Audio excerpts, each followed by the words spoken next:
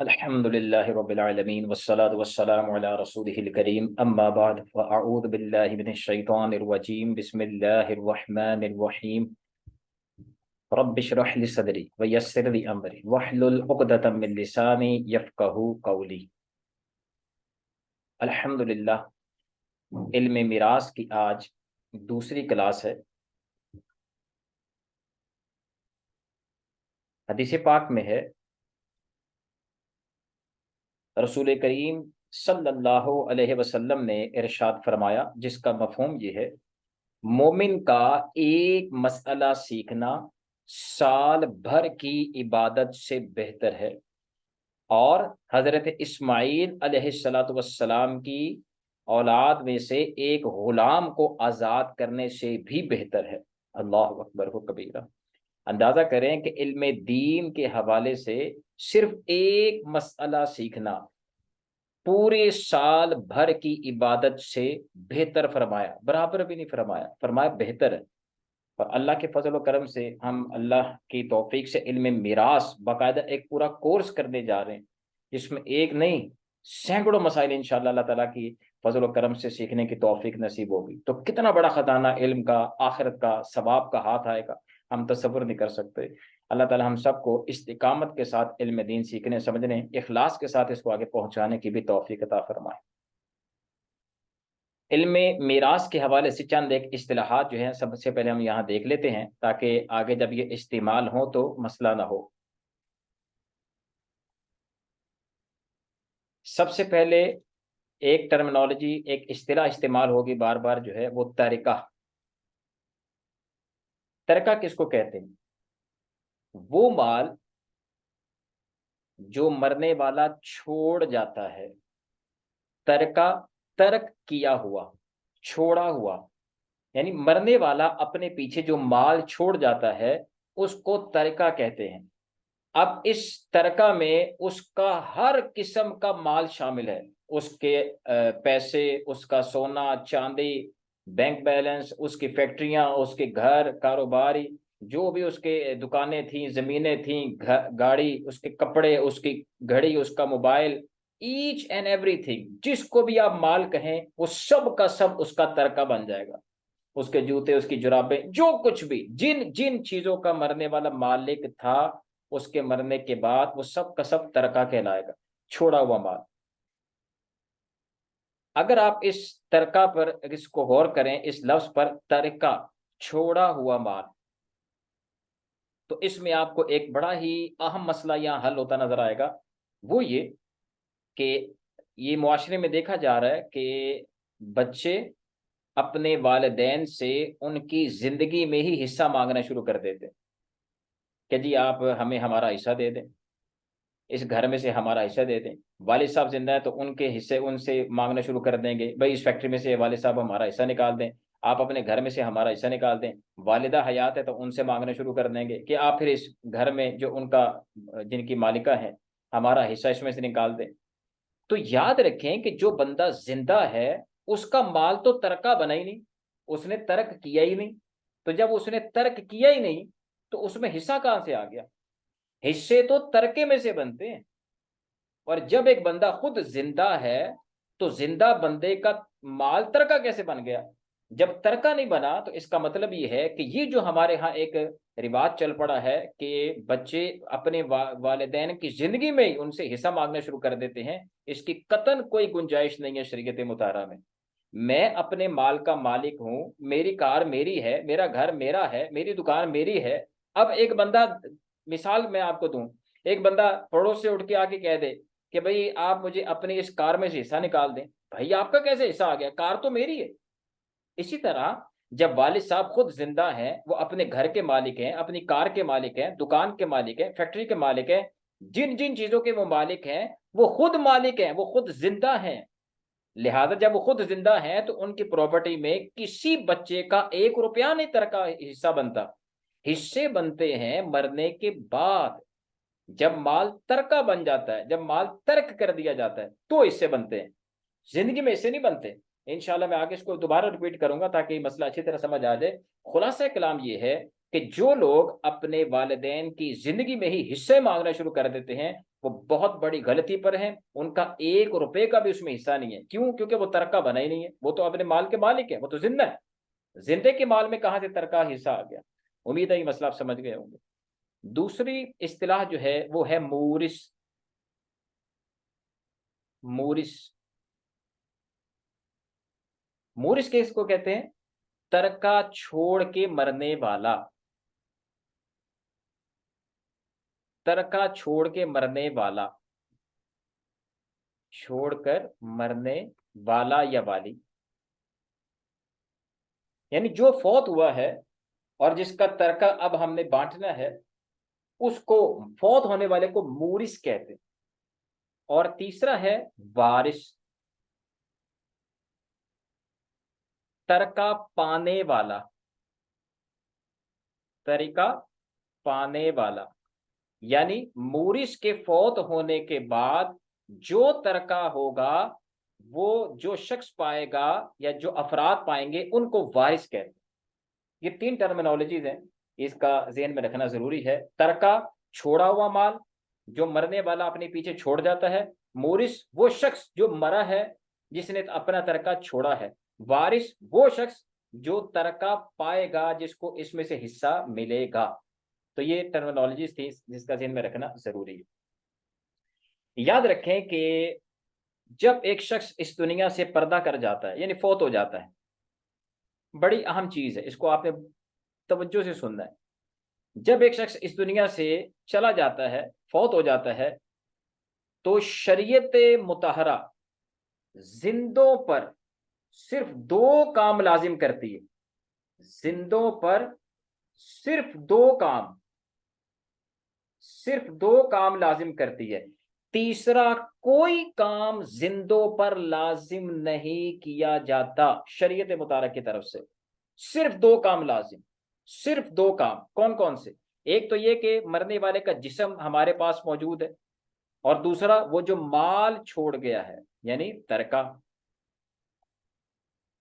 जिस्म के हवाले से शरीयत मुतारा में ये तालीम देती है कि मरने वाले के बदन को आप गुस्ल देंगे, ये जिंदों पर लाजिम। इस तरह उसको कफन देना जिंदों पर लाजिम। उसकी नमाज जनाजा पढ़ना जिंदों पर लाजिम। इसी तरह उसको दफन करना। तो ये तमाम मामले जो हैं ये जिंदों पर लाजिम करती है शरीयत मुतारा, उसके जिस्म के हवाले से। पहला काम उसके जिस्म के हवाले से। दूसरा काम जो जिंदों पर लाजिम करती है शरीयत मुतारा, कि जो माल छोड़ के गया है यानी तरका, उसको शरीयत मुताहरा के बताए हुए तरीके के मुताबिक खर्च करना। ये जो है दूसरा अहम काम जो जिंदों पर लाजिम करती है, वो ये है माल। और यही असल में हमारा टॉपिक है।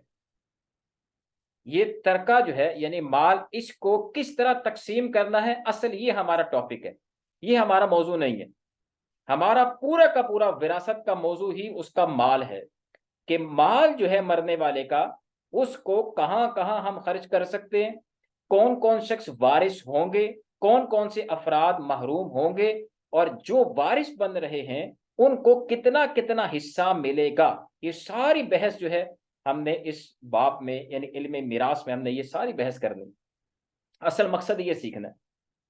तो ये इल्म मिरास है। अगर आपने इस नुक्ते पर गौर किया है तो आपको समझ आ गया होगा कि मरने वालों जिंदों पर सिर्फ 2 काम लाजिम। एक उसके जिस्म के हवाले से, वो मैंने तफसील बता दी। दूसरा उसके माल के हवाले से। तीसरा ऐसा कोई काम नहीं है जो जिंदों पर लाजिम हो। तीसरा कोई काम नहीं जो जिंदों पर लाजिम हो, जो जिंदों पर लाजिम हो। इसका मतलब ये है कि हमारे यहाँ जो अहले सुन्नत में ये मामूलात राइज हैं, जैसे कुल है, मरने के दूसरे दिन जो है, दूसरे दिन कुल कर लिए जाते हैं, तीसरे दिन स्वयं कर लिया जाता है। इसी तरह 40वां है, इसी तरह बरसी है, यानी साल बाद जो मामला किया जाता है। इसी तरह बाज घरों में, बाज जगहों पे जुमेरात का जो है खाना वगैरह तैयार किया जाता है। और बाज जगह ये समझा जाता है कि इतने दिन तक, 40 दिन तक, या जो भी उनके यहाँ, कि 40 दिन तक इमाम साहब को जो है रोटी देना या कपड़ा देना लाजिम है, वगैरह वगैरह। तो अगर आपने मेरे इस जुमले पर गौर किया हो कि मरने वाले के जिस्म और माल से मुतल्लिक सिर्फ दो काम ये हैं जो जिंदों पर लाजिम करती है शरीयत मुतहरा, तीसरा कोई काम लाजिम नहीं है। इसका मतलब ये कुल सोएम 40वां बरसी जुमेराते वगैरह ना ये फर्ज है, ना वाजिब है, ना सुन्नत है। इनका हुक्म क्या है? इनका हुक्म यह है कि अगर कोई दायरा शरीयत में रह के इनका एहतिमाम करता है, ये असल में है इसाले सवाब, कि हम मरहूम को कोई फायदा पहुंचाना चाहते हैं कुछ नेक अमाल इख्तियार करके, तो इसाले सवाब किसी भी वक्त किया जा सकता है, उसके लिए कोई खास टाइम नहीं है। ये लोगों ने अपनी सहूलत के लिए जो है इनके दिनों के नाम भी रख दिए और ये सारे मामलात हैं, जिंदों पर लाजिम नहीं है। जिंदों पर नाजिल नहीं है। मैं इस पर इतना जोर क्यों दे रहा हूं? क्योंकि लोग इस हवाले से बहुत से सवालात करते हैं कि जी फलां शख्स फौत हो गया, हम दूसरे दिन कुल नहीं कर सके, तीसरे दिन सोइम नहीं कर सके, क्या 40वां 40 दिन में ही करना है या उससे पहले तो नहीं कर सकते, या उससे पहले कर सकते हैं, हमने कहीं जाना है, हम 40वां 40वें दिन नहीं कर सके, गुनाह तो नहीं होगा, 40वां 40वें दिन के बाद कर सकते हैं, बरसी जुमेरातों वगैरह। अगर आपने इस मसले को समझ लिया है तो ये सिरे से जब काम ही लाजिम नहीं है। अगर कोई बंदा फौत हुआ, उसके अफराद घर वाले सिर्फ उसके जिस्म के हवाले से जो शरीयत ने लाजिम किया है वो गुस्ल, कफन, नमाज जनाजा, दफन, और उसके माल को बेहतरीन अंदाज में शरीयत मुताहरा के बताए हुए तरीके के मुताबिक तकसीम कर देते हैं, तो बस शरीयत की डिमांड पूरी हो गई। अब ये कुल सोएम 10वां 40वां कुछ भी ना करें, ना कब्र में आपसे पूछा जाएगा, ना हशर में इस हवाले से सवाल होगा। कोई किसी किस्म का गुनाह कराहत नहीं है, किसी किस्म का कोई बवाल नहीं है। तो जब सिरे से ये रस्में करना ना करना ही किसी किस्म का मसला नहीं है, तो फिर इनकी दिनों में आगे पीछे हो जाना कौन सा मसला है? 40वां तो लोगों ने अपनी सहूलत की खातिर रखा ना कि भाई 40 दिनों बाद चलो दोबारा इकट्ठे हो जाएंगे फैमिली के मेंबर्स, चलो उसके साले सवाब के लिए कुछ ना कुछ खा पिला के, कुछ ना कुछ पढ़ पढ़ा के एहतिमाम कर लिया जाएगा साले सवाब का, तो वो ठीक है। 40वां 40 दिन करना ही कोई जरूरी नहीं, जब सिरे से 40वें करना जरूरी नहीं तो 40वें दिन करना कहां से जरूरी हो गया? तो ये इसाले सवाब के मामले हैं। इसाले सवाब दायरे शरीर में रह के कोई इन मामला को करता है तो दिन आगे पीछे हो जाना कोई इशू नहीं। मैंने बता दिया, सिरे से कोई ना करे तब भी कोई इशू नहीं। उम्मीद है इस हवाले से मसला समझ गए होंगे। अब रह गया उसका माल, जो हमारा असल मौजू है। याद रखें कि माल जो है, जब एक शख्स फौत हो जाता है तो उसका सारे का सारा माल शरीयत मुताहरा अपनी कस्टडी में ले लेती है, सारे का सारा माल। यानी 1 रुपया भी कोई फर्दे बशर अपनी मर्जी से उस मरने वाले का माल यानी तरह का इस्तेमाल नहीं कर सकता।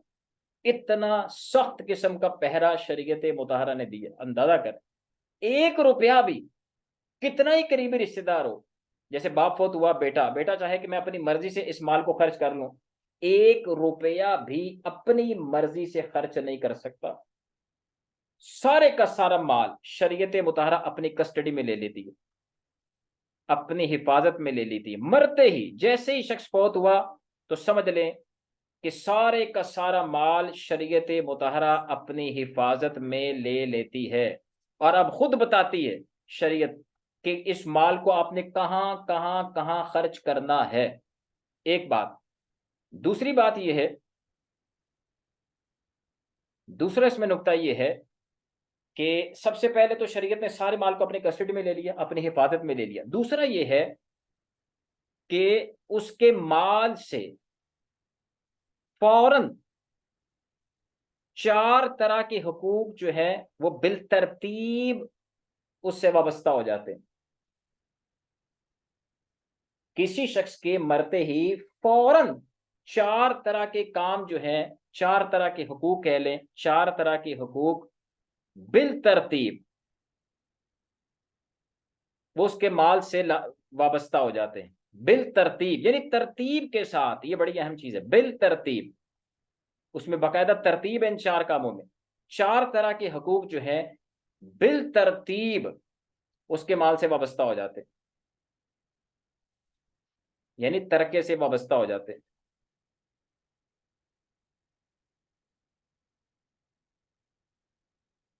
तरके से वाबस्ता हो जाते हैं बिल तरतीब। इनमें तरतीब भी लाजिम है, कोई शख्स इस तरतीब को हिला नहीं सकता। बिल तरतीब 4 काम। यहां से कोई शख्स फौत हुआ, फौरन से पेशतर 4 तरह के हकूक उसके माल से वाबस्ता हो गए बिल तरतीब। नंबर 1, कफन दफन, यानी कि मरने वाले का कफन दफन का मामला, इंशाल्लाह इसको हम डिटेल में देखते हैं। नंबर 2, अगर माल बच गया कफन दफन के बाद, तो दूसरा काम जो है वो कर्ज है। मरने वाले के ऊपर जो कर्ज था, जिन लोगों के पैसे उसने ले रखे थे, उसकी अदायगी। अगर इसके बाद भी माल बच जाए तो तीसरा काम फिर है वसीयत पर अमल करना, अगर मरने वाला कोई वसीयत कर गया है। चौथा काम यह है कि अगर वसीयत के बाद भी माल बच गया तो चौथा नंबर वरसा का है, वारिसों का। चौथा नंबर है वारिसों का, चौथा नंबर है वारिसों का। अब इनको हम थोड़ा सा डिटेल में देख लेते हैं। नंबर 1 है कफन दफन।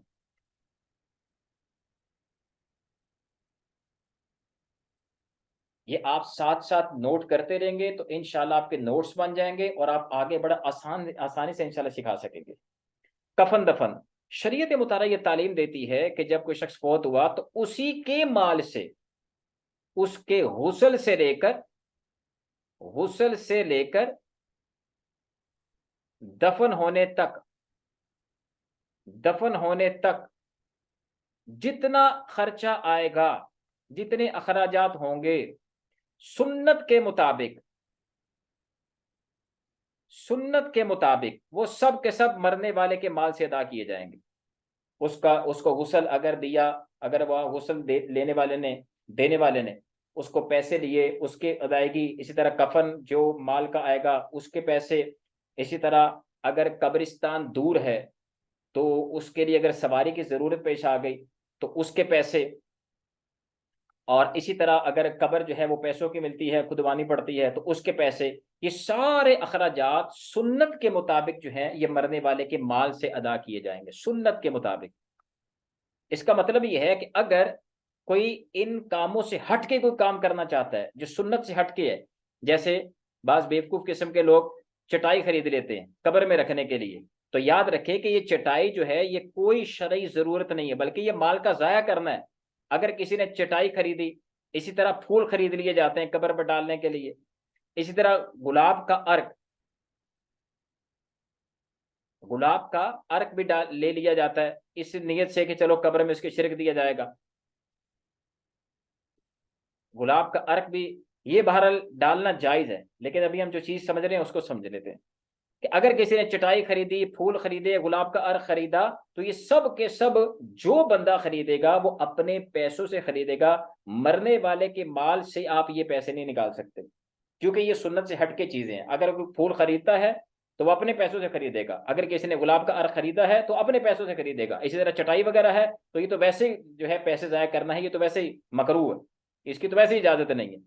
इसी तरह जिस तरह मैंने अर्ज किया आपसे, देगें, जैसे फौतगी के मौके पर अगर घर पे जिस तरह देगे पकाई जाती कि जी लोग आए उनको खाना खिलाना है, देगे कुल की देगे हो, स्वयं की हो, 40वें की हो, जो भी महफिल हो, जिस तरह की भी हो, तो उस पर देगों पर, टेंटों पर जितना भी खर्चा आएगा वो सब का सब जो बंदा करेगा वो अपने माल से अदा करेगा। तरके में से आप ये चीजें नहीं काट सकते, तरके में से नहीं आप ये चीजें ले सकते, ना ना, बिल्कुल भी 1 रुपया आप इन चीजों में नहीं लगा सकते।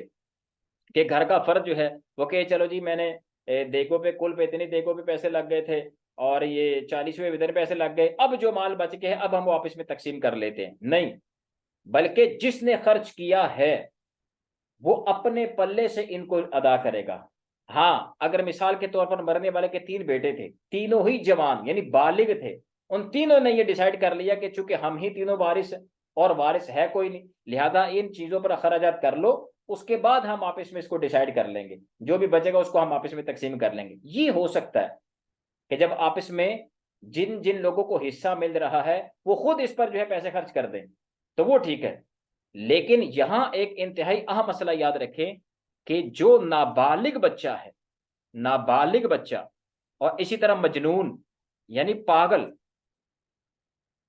इन लोगों के, अगर किसी मरने वाले के वारिस में नाबालिग बच्चा है या उसका जो वारिस है वो मजनून है, पागल है, तो इन 2 अफराद के पैसों को हाथ नहीं लगा सकते।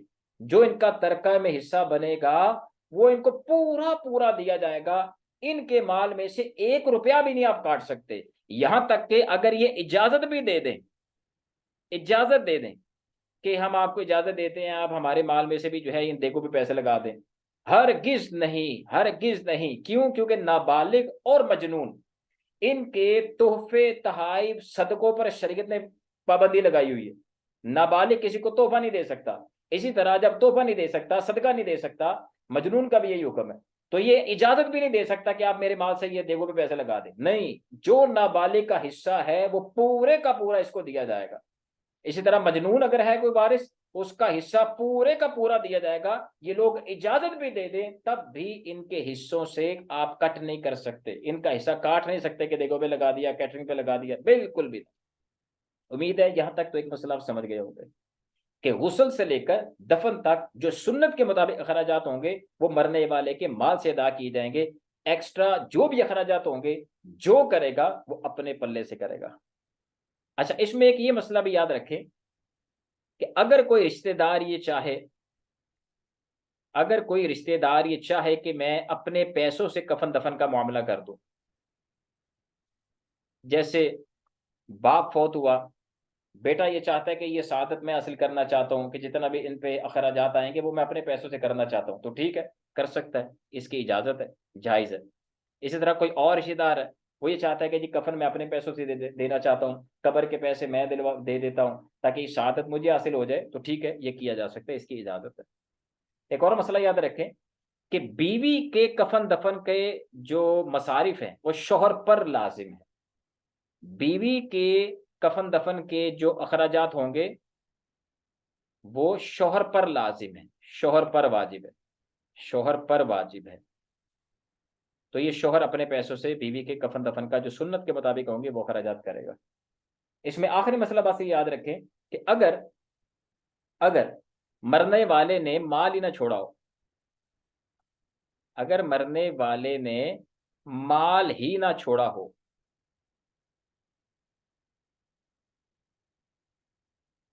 तो इस सूरत में उस बंदे पर लाजिम होगा कि जिस पर मरने वाले की जिंदगी में मरने वाले का ना नफका जिस पर लाजिम हो रहा था। जैसे मिसाल के तौर पर बेटा फौत हो गया, बेटा भी कमाता ही नहीं था, बाप सारी उसकी जिम्मेदारी उठाए हुए था, और बेटे के पास है भी कुछ नहीं कि उसके कफन दफन पर खर्च कर दिया जाए। तो इस सूरत में बाप जो है वो फिर इसको अदा करेगा, इसके कफन दफन के अखराजात करेगा। और अगर कोई उसका ऐसा भी नहीं है कि जिस पर उसका नफका लाजिम होता हो, तो फिर इस सूरत में मुसलमानों पर इज्तिमाई तौर पर लाजिम होगा कि वो इसके कफन दफन का अरेंज करे। फिर मुसलमानों पर लाजिम होगा, जिन जिन तक खबर पहुंची है, मुसलमानों पर लाजिम होगा कि इसके कफन दफन का इंतजाम करें। तो ये बहरहाल कफन दफन से मुतालिक चंद एक अहम बातें थी, जिसका खुलासा ये बनता है कि मरने वाले का माल सबसे पहले उसके कफन दफन पर खर्च किया जाएगा, और कफन दफन में गुस्ल से लेकर दफनाने तक के तमाम वो अखराजात जो सुन्नत के मुताबिक होंगे वही बस इसमें खर्च किए जाएंगे। एक्स्ट्रा जो भी अखराजात होंगे वो जो अदा करेगा, जो पैसा वहां खर्च करेगा वो अपने पल्ले से करेगा, तरके में से आप नहीं ले सकते। दूसरी चीज, कर्ज। कर्ज याद रखिए कि एक शख्स फौत हुआ, उसके कफन दफन पर अखराजात कर दिए गए, अगर अब उसका माल बच जाता है, अगर माल बच जाता है तो दूसरा नंबर है कर्ज की अदायगी, जो इसने कर्ज ले रखा है। याद रखिए कर्ज जो है वो दो तरह का होता है, एक है हकूकुल्लाह, हकूकुल्लाह से मुतल्लिक है, और दूसरा जो है हकूकुल इबाद से मुतल्लिक है, यानी बंदों के हकूक से मुतल्लिक है। हकूकुल्लाह के हवाले से याद रखें कि जैसे इसमें जो माली सदकात हो सकते हैं, जैसे ज़कात है, कुर्बानी है, इसी तरह सदका फितर है, इसी तरह उस पर कोई कफारा लाजिम हो गया था, तो ये शरीयत मुतारा की तरफ से उस पर लाजिम है चीज़ें, ज़कात, कुर्बानी, सदका फितर वगैरह। याद रखें कि एक शख्स जब फौत हुआ तो उसके मरते ही हकूकुल्लाह जो हैं ये साकित हो जाते हैं, हकूकुल्लाह जो हैं ये साकित हो जाते हैं, यानी अब इनकी अदायगी का शरीयत मुतालबा नहीं करती। इसका मतलब ये है कि मिसाल के तौर पर एक शख्स फौत हुआ, उस पर ज़कात बन चुकी थी, उसने पिछले कई सालों से ज़कात अदा नहीं की थी, या इसी तरह उस पर कुर्बानियां बन रही थी जो उसने अभी तक अदा नहीं की थी, इसी तरह सदका फितर उसने अदा नहीं किया था, या और कुछ पर कफारा लाजिम हो रहा था, तो अभी तक उसने ये मामले अदा नहीं किए थे कि मर गया। तो याद रखे कि मरते ही, चूंकि वो अब अपने माल का मालिक नहीं रहा, जब मालिक नहीं रहा तो शरीयत ने फिर उससे मुतालबा नहीं किया कि इसके मरने के बाद जो है इसकी ज़कात अदा करो या कुर्बानी अदा करो। अब शरीयत की डिमांड खत्म हो गई, अब ये चीजें साकित हो गई। साकित होने से मुराद समझ लें ये नहीं है कि ये मुआफ हो गई, मुआफ हो जाना मुराद नहीं है, मुआफ होना मुराद नहीं है, बल्कि इसका मतलब ये है कि शरीयत की तरफ से मुतालबा जो है वो खत्म हो गया। हाँ, आखिरत में अल्लाह ताला इससे जरूर पूछेगा, वो चाहे तो इसको इस वजह से अजाब दे, जो भी अल्लाह ताला मुआमला फरमाए ये अल्लाह जाने, ये बंदा जाने। जिंदों के हवाले से हुक्म शरअ यही है कि साकित होने से मुराद ये है कि कोई फर्द बशर आके ये नहीं कह सकता कि भाई तुम्हारे बाप पर तो ज़कात थी, ज़कात अदा करो उसकी पहले फिर इसे करना।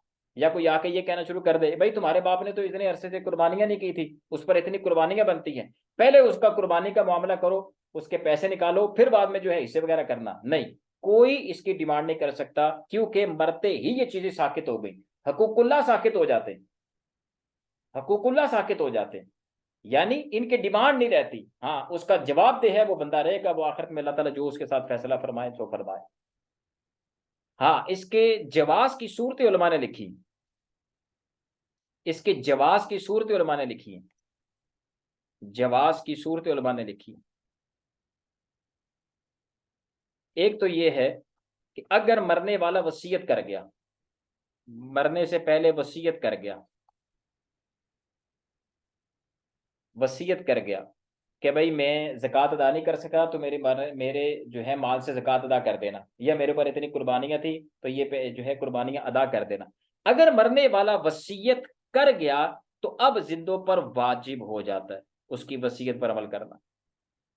अब ये वाजिब हो जाएगा कि उसकी वसीयत पर अमल करें, लेकिन कहां तक अमल करेंगे ये इंशाल्लाह हम वसीयत का जब बयान करेंगे उस पर हम इंशाल्लाह इसको डिस्कस करेंगे। तो अगर मरने वाला वसीयत कर जाए तो फिर इसके जो है वो इसके इन हकूकुल्लाह को अदा किया जाएगा। इसी तरह कोई मरने से पहले ये वसीयत कर गया कि भाई मैंने इतनी नमाजें जो है वो मेरी कज़ा हो गई हैं तो इसका फिदिया वगैरह अदा कर देना। तो अब अगर वो मरने से पहले वसीयत कर जाता है तो ठीक है, उसके मरने के बाद उस वसीयत पर अमल किया जाएगा, लेकिन किस हद तक अमल किया जाएगा वो इंशाल्लाह भी आगे डिस्कस करते हैं। दूसरा ये है कि अगर वरसा यानी जो वारिस बन रहे हैं वो खुद चाहें, वो खुद चाहें कि भाई देखिए हमारे वालिद साहब के जिम्मे ज़कात थी, तो चूंकि उन्होंने ज़कात अदा नहीं की तो हम ये चाहते हैं कि ये अल्लाह की गिरफ्त से बच जाएं, लिहाजा हम अपने वालिद साहब की ज़कात अदा करते थे, तो वो अपने अपने हिस्सों से जो उनको हिस्सा आ रहा है इस तरके में से वो इसको अदा कर सकते हैं, जबकि वो सब के सब बालिग वरसा हो, बालिग हो। मैंने फिर बता दिया कि नाबालिग और मजनून, इन दो के हिस्सों को आप हाथ नहीं लगा सकते, अगरचे ये इजाजत दे दे, इनका हिस्सा आप बतौर ज़कात सदका फितर वगैरह नहीं दे सकते, इनको इनका हिस्सा ही देना होगा। हाँ, जो बालिग वरसा हैं, जो बालिग वरसा हैं वो चाहें तो अपने अपने हिस्से की बकदर वो वालिद साहब की तरफ से जो भी इनको हकूकुल्लाह रहते हैं वो अदा कर सकते हैं। अगर कोई वारिस नहीं मानता तो उसको इसका हिस्सा दे दिया जाए, जो मानता है वो अपने हिस्से में से अदा कर दे, बिल्कुल ठीक है, इसकी इजाजत है। बालिग वरसा, नाबालिग के माल को आप हाथ नहीं लगा सकते, मजनून के माल को आप हाथ नहीं लगा सकते। इसी तरह जो वारिस राजी नहीं है कि भाई मैं नहीं अपना हिस्सा कटवाता, वालिद साहब जाने उनका अपना मामला जाने, या जो भी बहरहाल फौत हुआ है जिसका वारिस ये बन रहा है, ओके भाई वो उसने अदा नहीं की ज़कात मैं क्या कर सकता हूँ, तो ठीक है आप उसके हिस्से को नहीं काट सकते। आप जो है जो चाहता है वो अपने हिस्से को कटवा ले, उसमें से अदा कर दे, जो नहीं चाहता आप उसके हिस्से को हाथ नहीं लगा सकते। जैसे मैंने आपको मिसाल देकर बयान कर दी है कि अगर कोई जैसे बाप फौत हुआ, या अब बाप के फौत होने पर माँ या बड़ा बेटा ये नहीं कह सकता दूसरे वारिसों को कि भाई देखो वालिद साहब के जिम्मे ज़कात थी, अब ज़कात अदा करो, पहले हम ज़कात अदा करेंगे, उसके बाद जो है हम इसको तकसीम करेंगे। नहीं, ऐसा नहीं हो सकता। जो ज़कात हकूकुल्लाह वगैरह थे वो साकित हो चुके। जो बालिग वारिस अपनी मर्जी से अपनी रजा से हिस्सा कटवाना चाहते हैं वो कटवा सकता है, जबरदस्ती किसी किसी को नहीं काटा जा सकता। तो यहां तक गुफ्तगू थी हमारी हकूकुल्लाह के हवाले से। दूसरा है हकूकुल इबाद, यानी बंदों के हकूक के हवाले से। बंदों के हकूक के हवाले से, जैसे उसने किसी से कर्ज ले रखा था, कर्ज ले रखा था, या उधार माल खरीद रखा था। जिस तरह लोग आपस में सेल परचेज वगैरह करते रहते, उधार पर उसने माल खरीदा हुआ था, कर्ज ले रखा था। तो हुकूकुल इबाद जो है इसको अदा किया जाएगा। दूसरे नंबर पर हुकूकुल इबाद की अदायगी है, यानी कफन दफन के बाद जो माल बचेगा वो हुकूकुल इबाद जो है, यानी जो बंदों से उसने माल ले रखा है, कर्ज ले रखा है, उधार माल खरीद रखा है, तो उनकी अदायगी की जाएगी। अगरचे सारे का सारा माल इस कर्ज की अदायगी में चला जाए, कोई परवाह नहीं की जाएगी, सबसे पहले कर्ज अदा किया जाएगा। कर्ज इतना अहम है, इतना अहम है। अगरचे सारा माल चला जाए, कर्ज उस पर इतना था कि माल सारा ही तरह का सारा जा रहा है, जाएगा, देंगे, देना पड़ेगा, कोई रोक नहीं सकता, क्योंकि दूसरे नंबर पर कर्ज की अदायगी है, ताकि मरने वाला आखिरत के बवाल से बच सके। इस ध्यान में रखे, बंदों के हकूक बड़े सख्त है, इसलिए जो भी है बहरहाल उसको देना होगा। कोई फर्द बशर, याद रखिए, इसको रोक नहीं सकता। मैं मिसाल दूं, मिसाल के तौर पर एक शख्स बहुत हुआ, 10,000 छोड़ गया।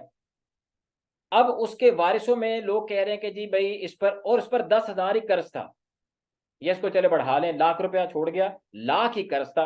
अब उसके वारिसों में उसका बेटा है या बेटी है, वो कह रहे नहीं जी नहीं, हम अपना हिस्सा निकालेंगे, वारिसों को नहीं देंगे, ये कर्ज खाओं को नहीं देंगे, भाई हमें अपने हिस्सा चाहिए, हम उसके वारिस हैं। तो ऐसा नहीं कर सकते। क्यों? क्योंकि पहले कर्ज की अदायगी, दूसरे नंबर पर कर्ज की अदायगी है। 1,00,000 का 1,00,000 जो उसने लिया हुआ है वो सारे का सारा जो है कर्ज जिससे लिया उसको दे दिया जाएगा, वारिसों को 1 रुपया नहीं मिलेगा। इसलिए ये बहुत अहम चीज है, इसको समझना जरूरी है। कर्ज की अदायगी दूसरे नंबर पर है, कर्ज की अदायगी। अब यहां 3 सूरतें हो सकती हैं।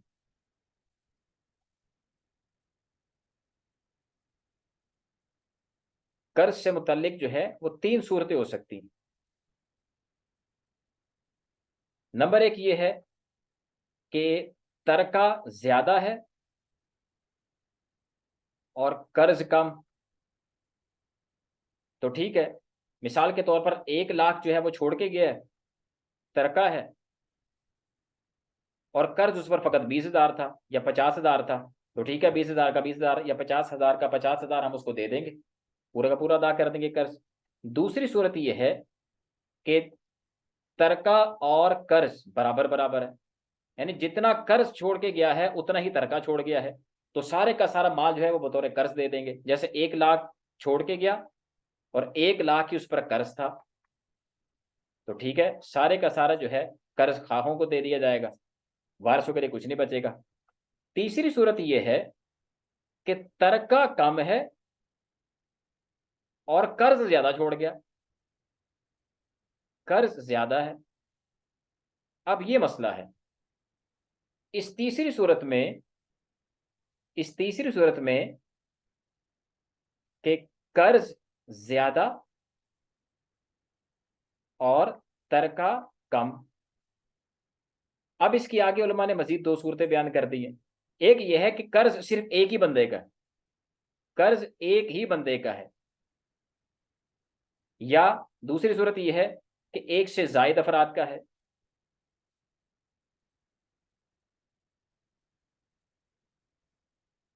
अगर तो एक ही बंदे का कर्ज है, मिसाल के तौर पर मरने वाला 50,000 छोड़ गया, ये उसका तरका है, और कर्ज उस पे था 1,00,000 रुपया, और वो एक ही बंदे का है, तो ठीक है, ये 50,000 इसको दे देंगे। बाकी, अब बाकी क्या होगा वो इंशाल्लाह आगे मैं तफसील बताता हूँ। तो 50,000 छोड़ के गया, 50 का 50 दे देंगे, तो एक ही बंदे का इसी को वापस कर देंगे। लेकिन अगर ऐसा है कि छोड़ के वो 50,000 गया है और कर्ज लेने वाले 3 हैं, जिन्होंने कर्ज लेना है वो 3 अफराद हैं, किसी से उसने 35,000 लिया हुआ है, किसी से उसने 15,000 लिया हुआ है, और किसी से उसने 50,000 लिया हुआ, 3 अफराद से उसने कर्ज लिया हुआ, ए से, बी से, सी से। ए से 35,000, बी से 15,000, सी से 50,000, और छोड़ के वो 50,000 गया है। अब इस सूरत में क्या इन सबको बराबर बराबर तकसीम करेंगे? ऐसा नहीं, बल्कि जो उनकी अमाउंट है उसी रेशो से ये 50,000 इन तीनों में तकसीम होगा। अब इसका फार्मूला क्या है? इसका फार्मूला आप लिख लें। इसका उलमा ने जो फार्मूला बयान किया है वो ये है, इस सूरत में कि जब तरका थोड़ा है, कर्ज ज्यादा है, और कर्ज में एक से ज्यादा अफराद का है, जैसे अभी मैंने आपको मिसाल दी, इसका फार्मूला जो है उलमा ने बयान किया है, कुल तरका मल्टीप्लाई बाय कर्ज खा का कर्ज, यानी जो कर्ज लेने वाले का कर्ज है, कर्ज खा का कर्ज डिवाइडेड बाय कुल कर्ज। ये इसका फार्मूला है, ये इसका फार्मूला है। अभी हम देख लेते हैं, जैसे एक बंदे से उसने लिया हुआ था 35,000 रुपया, बी से उसने लिया हुआ था 15,000 रुपया, और सी से उसने ले रखा था 50,000 रुपया,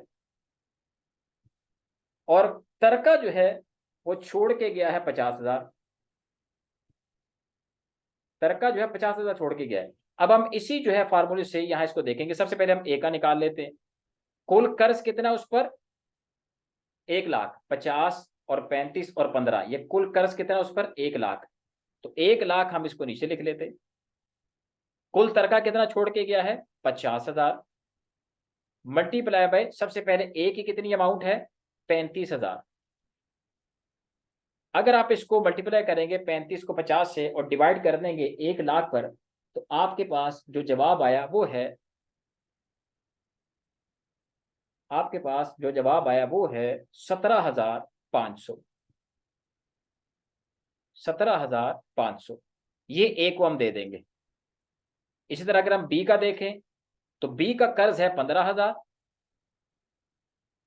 और कुल तरका है 50,000, और छोड़ के कुल कर्ज जो है वो 1,00,000 गया है। अगर आप इसको मल्टीप्लाई और डिवाइड करें तो आपके पास जवाब आएगा 7500। 7500। और इसी तरह सी का जो है वो कर्ज है 50,000, छोड़ के ही तरका 50,000 गया है, डिवाइडेड बाय 1,00,000 कुल कर्ज। तो जब आप ये करेंगे तो आपके पास जवाब आएगा 25,000। अब अगर आप 25,000 को इन दोनों के साथ जमा करें तो कुल आपके पास 50,000 बन जाएगा। यानी जो तरका वो छोड़ के गया था उसको इस हिसाब से जो है तकसीम किया जाएगा, उसको इस हिसाब से तकसीम किया जाएगा, जिसमें से 25,000 जो है वो एक सी को मिल जाएगा उसके अपने हिसाब से, 7500 जो है वो बी को मिल जाएगा उसके अपने माल के हिसाब से, और 17,500 जो है ये इसके हिसाब से इसको ए को मिल जाएगा। तो ये फार्मूला है उस सूरत में कि जब कर्ज ज्यादा है, तरका थोड़ा है, और एक से ज्यादा लेने वाले हैं, तो फिर इस रेशो से, इस फार्मूले के हिसाब से जो है उसको फिर हम देख लेंगे। ये फार्मूला आपने जहन में रखना है।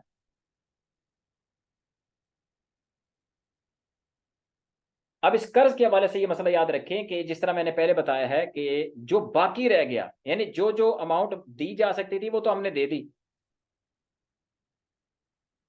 बाकी रकम जो कर्ज खाहों ने नहीं उनकी रिकवर हो सकी, बाकी रकम जो रिकवर नहीं हुई, जो रिकवर नहीं हुई उसका क्या हुक्म होगा? इसको याद रखें कि सबसे पहले तो ये मसला याद रखें कि जिंदा लोगों से आप डिमांड नहीं कर सकते कि जी तुम्हारे मरने वाला मर गया, हमारे कर्ज थे उस पर, तरका छोड़ के नहीं गया, लिहाजा तुम निकालो। जिंदा लोगों से डिमांड नहीं कर सकते। जिंदा उसके रिश्तेदार जो है, लोगों से मतलब वारिसों से, जो उसके वारिस हैं, जिंदा लोग मतलब वारिसों से मुतालबा नहीं हो सकता। यानी वारिसों से आप ये नहीं कह सकते कि जी तुम्हारा फलां रिश्तेदार बहुत हो गया, इस पर इतना कर्ज था लिहाजा हमारे पैसे निकालो, नहीं। जिंदा लोगों से यानी वारिसों से मुतालबा नहीं कर सकते। जो उसका तर्का है उसमें से जिस जिसका पूरा हो गया वो हो गया, जो रह गया वो रह गया, वारिसों से मुतालबा नहीं कर सकते। ये ज़हन में रखें, पहले ही नुक्ता, बड़ा अहम नुक्ता है। दूसरी चीज इसमें याद रखें कि अब जो माल रह गया है उसकी अब यही सूरत हो सकती है कि या तो वर्सा खुद, वर्सा बतौर एहसान खुद कर्ज अदा कर दें कि जी हमारे फलां रिश्तेदार फौत हो गए, तो अब चूंकि उन पर कर्ज था, तरका बचा नहीं है, लिहाजा हम बतौर एहसान, ताकि ये आखिरत में फंसे नहीं, बतौर एहसान अगर वो कर्ज अदा कर दें तो ये कर सकते हैं, खुद कर्ज अदा कर दें बतौर एहसान। उन पर फर्ज वाजिब नहीं है, ये मैंने पहले बता दिया, ठीक है ना, उन पर ये फर्ज वाजिब नहीं है। ये नुक्ता आपने अलग से ध्यान में रखना है। दूसरी सूरत इसकी ये हो सकती है कि जिसका कर्ज है वही माफ कर दे, वो मुआफ कर दे, जिसका कर्ज है वो मुआफ कर दे, या उनसे मुआफ करवा लिया जाए, मुआफ करवा लिया जाए। जैसे जो वर्सा हैं वो खुद भी नादार हैं, या नादार नहीं है लेकिन वो वैसे उनकी मिन्नत कर लेते हैं कि जी देखिए हमारे फलां शख्सियत जो है वो फौत हो गई है, तो आपकी मेहरबानी, आपका जो कर्ज है जो रिकवर होता था वो तो हमने आपको दे दिया, अब उनका बचा ही कुछ नहीं, तो आपकी मेहरबानी आप उनको मुआफ फरमा दे ताकि वो आखिरत में फंसे नहीं, बच जाएं, अल्लाह की गिरफ्त से बच जाएं। तो या तो वो खुद मुआफ कर दे या उनसे मुआफ करवा लिया जाए। अगर उन्होंने मुआफ कर दिया तो चलो अब भी मसला हल हो गया। तीसरी सूरत यह है कि अगर तो वर्सा ना खुद दें, खुद अदा ना करें बतौर एहसान, और ना ही कोई मुआफ करे, तो इस सूरत में फिर अब आखिरत में इसका हिसाब होगा, जो अल्लाह ताला फैसला फरमाएगा वो फैसला फरमाएगा। इस सूरत में बस यही हो सकता है। तीसरी सूरत फिर यही है कि आखिरत पर छोड़ दिया जाए, जो भी अल्लाह ताला फैसला फरमाए। लेकिन याद रखें कि कर्ज का मामला है बड़ा सख्त, है बड़ा सख्त। हदीस पाक में तो यहां तक है कि शहीद को भी रोक लिया जाएगा जब तक कर्ज के मामले से क्लियरेंस नहीं हो जाती। इतना सख्त मामला, हदीस पाक तवील है, मैंने नहीं शॉर्ट आपको अर्ज कर दिया कि शहीद को भी रोक लिया जाएगा, उसकी भी जो है छुटकारा नहीं है जब तक कर्ज की अदायगी ना कर ले। इसलिए बड़ा सख्त मामला है। इसलिए जिन लोगों ने कर्ज ले रखे हैं कोशिश करें जिंदगी में अदा कर दें, और अगर नहीं तो बहरहाल वर्षा को चाहिए फिर अपने पास से अदा कर दें, वगरना वो फंस सकता है, बड़ा शदीद किस्म का फंस सकता है, या फिर मुआफ करवा लें वगैरह। तीसरी तो फिर यही है कि फिर आखिर में बहरहाल उसका फैसला होगा। ये कर्ज के हवाले से हो गया। एक अहम मसला याद रखे कर्ज के हवाले से ही कि बीवी का जो हक महर है, बीवी का जो हक महर है वो भी उस पर कर्ज ही होता है। जैसे मिसाल के तौर पर मियां बीवी थे, शौहर ने अभी तक हक महर अदा नहीं किया था, लिखवाया हुआ था उसने मिसाल के तौर पर 2 लाख रुपया दूंगा, निकाह के मौके पर 2 लाख लिखवाया हुआ था, जिंदगी में उसने अदा नहीं किया कि शौहर फौत हो गया। अब ये 2 लाख जो है ना ये उस पर कर्ज है, जिस तरह दीगर उस पर कर्ज है, उधार चीजें खरीदी हैं ये कर्ज लिया हुआ, ये भी उस पर कर्ज है। लिहाजा कफन दफन के बाद दूसरे नंबर पर बीवी का पहले कर्ज अदा किया जाएगा, उसके बाद यह बोरसा की बारी आएगी तो बीवी बतौर वारिस अलग से हिस्सा लेगी। ये ध्यान में रखें, ये दो अलग चीजें हैं। हक महर उसका कर्ज है, वो बतौर कर्ज दूसरे नंबर पर रिकवर करेगी बीवी। चौथे नंबर पर जब वारिसों की बारी आएगी तो बतौर विरासत भी उसको जो हिस्सा मिलेगा वो अलग से मिलेगा। ये ज़हन में रखें। हाँ, यहाँ एक सवाल पैदा होता है कि अगर वाकईतन में तरका कम है, कर्ज ज्यादा है, लेने वाले ज्यादा हैं, तो अब बीवी का क्या करेंगे? तो बीवी भी उसी फार्मूले के तहत आएगी, जितना इसका हक महर था उसके हिसाब से, और जितना वो तरका छोड़ गया है, और जितना कुल कर्ज है, बीवी को भी उसी फार्मूले के तहत जो है फिर उसका जो है माइनस मल्टीप्लाई डिवाइड करके जो है उसके फार्मूले के तहत ही दिया जाएगा। अगर तरका कम है और कर्ज ज्यादा, तो बीवी का चूंकि हक महर उस पर कर्ज है, तो फिर इस हवाले से भी फार्मूला लगाकर ही बीवी को जो भी उसके रेशो से आएगा उसको हिस्सा फिर उसको हिसाब से दे दिया जाएगा। तो ये थी चंद बातें कर्ज के हवाले से जो इंतहाई अहम बातें थी, मैंने आपसे अर्ज कर दी। तो ये दो चीजें आज हमारे सामने अभी तक हुई हैं। तो इंशाअल्लाह अल्लाह ताला ने चाहा तो फिर इंशाअल्लाह इसको हम बकिया दो चीज़ें जो हैं वो हम इंशाल्लाह इसको नेक्स्ट प्रोग्राम में, नेक्स्ट सिलसिले में, नेक्स्ट क्लास में इंशाल्लाह इसको देखेंगे। अल्लाह ताला से दुआ है कि अल्लाह ताला हम सब ने जो कुछ अभी तक सीखा इस पर इसको याद रखने और इसको इखलास के साथ आगे पहुंचाने की भी तौफीक अता फरमाए। आमीन बिजाहिन नबी अमीन सल्लल्लाहु तआला अलैहि व आलिहि वसल्लम।